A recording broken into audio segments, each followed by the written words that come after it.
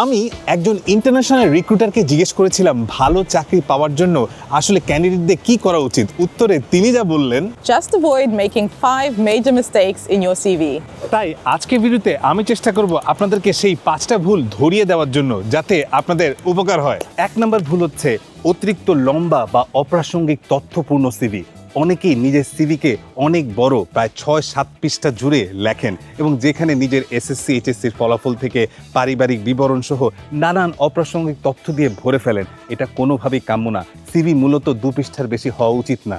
ব্যক্তিগত তথ্য যদি দিতেই হয়, আপনার নাম, আপনার ঠিকানা, আপনার ইমেল আইডি এবং আপনার লিঙ্কডইন আইডি পর্যন্ত থাকতে পারে, কিন্তু আপনার ধর্ম, আপনার জাতীয়তা, আপনার বাবা মার নাম, আপনার ব্লাড গ্রুপ, আপনার পাসপোর্ট নাম্বার এ ধরনের অপ্রাসঙ্গিক তথ্য দেওয়া অপ্রয়োজনীয়। 2 নম্বর ভুল হচ্ছে সিভিতে একঘেয়ে জব রেসপন্সিবিলিটিস লিখে রাখা। আপনার কোম্পানি আপনাকে জব দেওয়ার সময় যে রেসপন্সিবিলিটিসগুলো দিয়েছিল, আপনিও তা কপি পেস্ট করে সিভিতে দিয়ে দেন। এটা বড় ভুল। সিভিতে রেসপন্সিবিলিটিসের জায়গায় অ্যাচিভমেন্ট লিখতে হবে, যাতে ভ্যালু অ্যাড হয়। এক্ষেত্রে একটা টিপস দিয়ে দিচ্ছি, স্টার মডেল ইউজ করতে পারেন। Situation, target, action, result. এই স্টার মডেলটি ইউজ করলে আপনার সিভি হয়ে যাবে আকর্ষণীয়।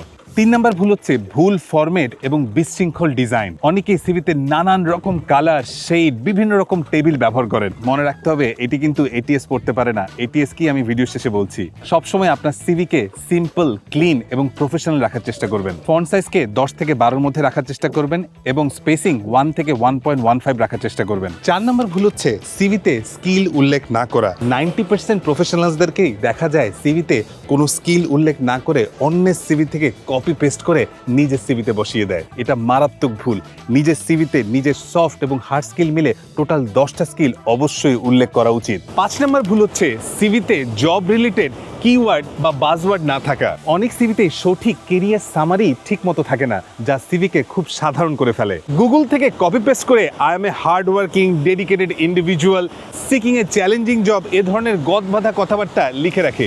বেস্ট প্র্যাকটিসেস হচ্ছে আপনি যে চাকরিতে অ্যাপ্লাই করতে চাচ্ছেন তার রিকোয়ারমেন্ট, আপনার প্রাক্তন অভিজ্ঞতা, আপনার কোয়ালিফিকেশনের উপর ভিত্তি করে আপনার সিভিটাকে সাজাতে হবে এবং আপনার কেরিয়ার অবজেক্টিভকেও সেভাবেই নির্ধারণ করতে হবে। নিজের সিভি যদি আপনারা নিজেরা না বানাতে পারেন, যদি কোনো প্রফেশনালসের হেল্প লাগে, তাহলে আমি একটা কোম্পানির নাম রিকমেন্ড করতে পারি, কর্পোরেট আস। তারা অনেক দিন ধরে অনেক প্রফেশনালসদের সিভি বানিয়ে আসছে। আমি তাদের পেজের রিকমেন্ডেশন সেকশন চেক করলাম এবং দেখলাম প্রায় 100-র উপর মানুষের রিকমেন্ডেশন আছে।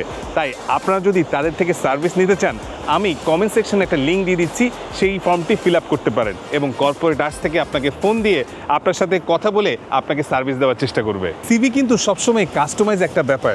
বাইরের দেশে প্রফেশনালসদের দিয়েই মানুষজন সিভি লেখায় এবং ভালো লেগেছে আস্তে আস্তে বাংলাদেশেও এই প্র্যাকটিসেসটা শুরু হয়েছে। প্রফেশনালসরা অনেক মানুষের সিভি লেখেন, তাই তারা জানেন অল্প কথায় কিভাবে সুন্দর করে আপনার অর্জনগুলোকে সিভিতে ফুটিয়ে তোলা যায়। একটা বোনাস টিপস দেই, বড় বড় প্রতিষ্ঠানরা কিন্তু তাদের সিভি শর্ট করার জন্য এটিএস ব্যবহার করে। এটিএস হচ্ছে অ্যাপ্লিকেশন ট্র্যাকিং সিস্টেম। এ ধরনের সিস্টেম আপনার সিভি যদি পার্টিকুলার স্ট্রাকচারে না হয়, তাহলে অটোমেটিকলি সিভি রিজেক্ট করে দেয়।